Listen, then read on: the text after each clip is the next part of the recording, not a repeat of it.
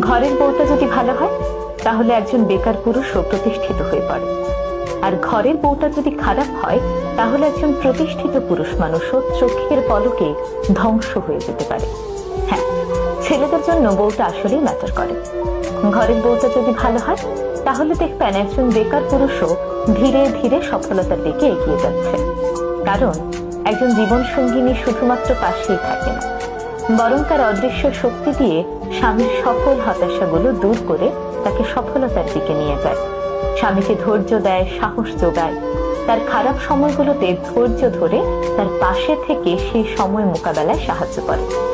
ফলে ছেলেরা ভেতর থেকে অন্যরকম একটি শক্তি অনুভব করে, আর এই শক্তি তাকে ঠেলে সফলতার দিকে নিয়ে যায়।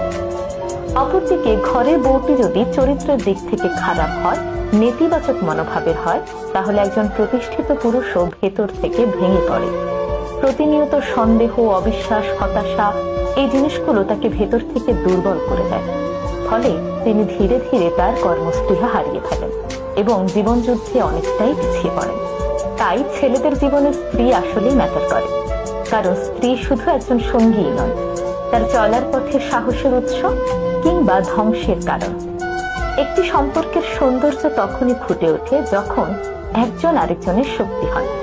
তাই বিয়ে শুধুমাত্র সামাজিক দায়িত্ব নয়, বিয়ে জীবনের সবচেয়ে গুরুত্বপূর্ণ সিদ্ধান্ত। তাই এমন একজনের হাতেই নিজের ভবিষ্যৎ তুলে দেবেন যাকে আপনি বিশ্বাস করতে পারেন।